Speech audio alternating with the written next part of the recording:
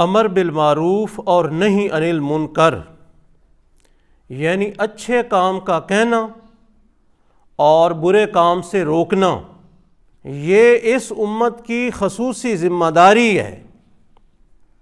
قرآن کریم میں اللہ رب العزت نے ارشاد فرمایا، کنتم خیر امت اخرجت للناس تأمرون بالمعروف وتنہون عن المنکر، یعنی تم بہترین امت ہو، خیر امت ہو، اور تمہیں یہ خصوصیت کیوں حاصل ہوئی ہے؟ اخرجت للناس، کہ تم لوگوں کے لیے نکالے گئے ہو، تأمرون بالمعروف وتنہون عن المنکر، کہ اچھے کام کا حکم دیتے ہو اور برے کام سے منع کرتے ہو، یعنی امت کے خیر ہونے کی وجہ اور بنیاد اچھے کام کا حکم دینا اور برے کام سے روکنا ہے۔ اور نبی کریم علیہ الصلوۃ والسلام نے ارشاد فرمایا، جب تم امر بالمعروف اور نہی عن المنکر چھوڑ دو گے تو اللہ کا عذاب تمہاری طرف متوجہ ہو جائے گا، پھر حال یہ ہوگا کہ تم دعا کرو گے اور تمہاری دعا قبول نہیں ہوگی، تم اللہ سے مدد چاہو گے اور اللہ تمہاری مدد نہیں کرے گا، اور ظالم حاکم تمہارے اوپر مسلط ہو جائیں گے جو تمہارے بڑوں کی تذلیل کریں گے اور تمہارے چھوٹوں کے اوپر رحم نہیں کریں گے۔ اور امت نے جہاں پہ اور بہت سارے حکموں کو ہوا میں اڑا دیا ہے، وہیں اس بنیاد کو چھوڑ دیا ہے کہ امر بالمعروف اور نہی عن المنکر اب ہمارے معاشرے میں نظر بھی نہیں آتا۔ حتیٰ کہ گھر کے سربراہ کو، باپ کو اگر آپ کہیں کہ محترم آپ اپنے بچوں کو یا اپنی بیٹیوں کو، آل خانہ کو فلاں کام کہیں، فلاں برائی سے روکیں، تو آگے سے کیا جواب ملتا ہے؟ وہ جی میری کوئی مندے نے، میری کوئی مندہ ہے، میری کوئی گھر وچ حیثیت ہے۔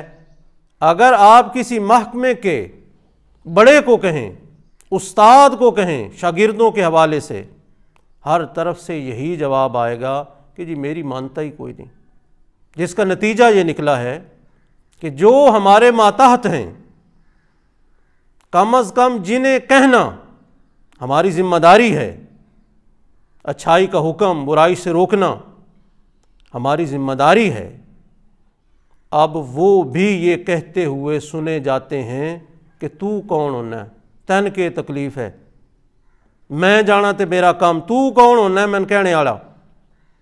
یہ نوبت آ گئی ہے اس لیے کہ ہم نے کہنا چھوڑ دیا ہے۔ یہ جو معاشرے میں بے حیائی، تشدد پسندی آ چکی ہے اور بڑی تیزی سے آ چکی ہے، اس کی بنیادی وجہ یہی ہے کہ ہم نے اچھائی کا حکم دینا اور برائی سے روکنا چھوڑ دیا ہے۔ 2 دن پہلے آپ نے خبر سنی ہوگی کہ پتوں کی میں ایک پاپڑ فروش کو باراتیوں نے ایک پاپڑ فروش پر تشدد کر کے اسے موقع پر مار دیا ہے۔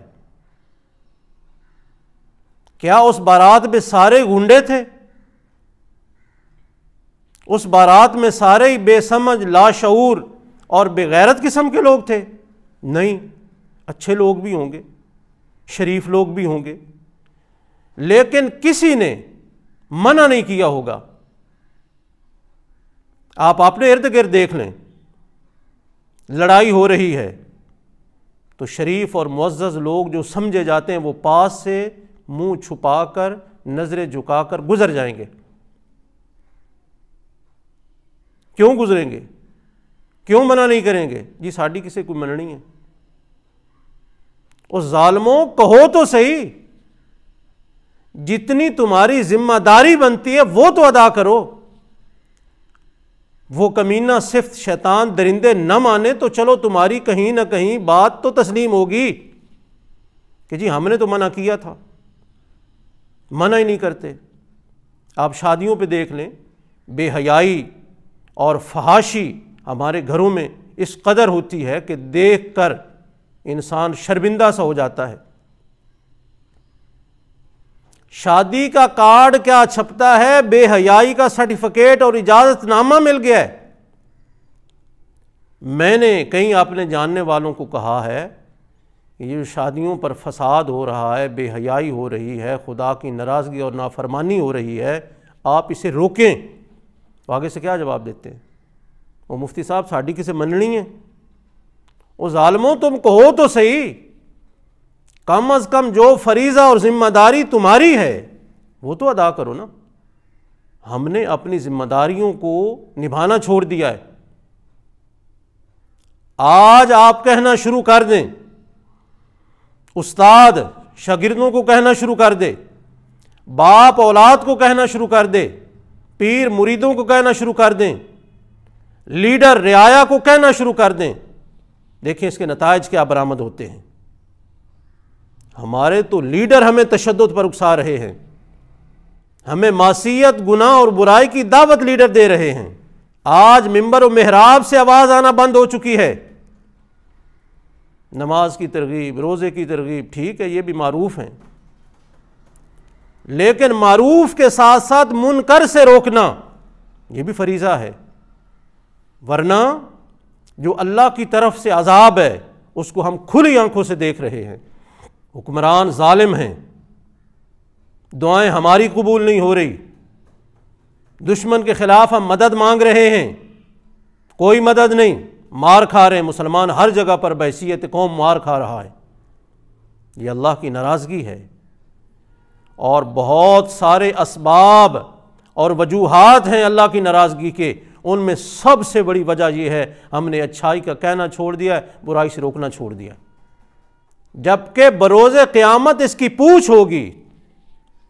نبی کریم علیہ الصلوۃ والسلام نے واضح طور پر بتلایا ہے کہ تم میں سے ہر شخص چرواہا ہے، تم میں سے ہر شخص جواب دہ ہے، چرواہے کی طرح۔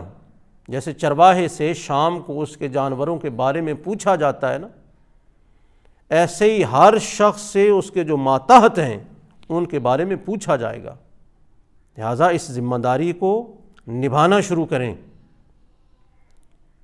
جس کو جہاں موقع ملے وہ اچھائی کا کہے، جہاں موقع اور ضرورت ہو برائی سے روکے۔ ہاں اس کے لیے الفاظ کا چناؤ بہترین ہونا چاہیے، موقع شناسی بھی ہونی چاہیے، یہ چیزیں ہیں، ان کی ضرورت ہے، لیکن بنیاد یہ ہے کہ ہمیں امر بالمعروف اور نہی عن المنکر کی جو ذمہ داری ہے اسے نبھانا چاہیے۔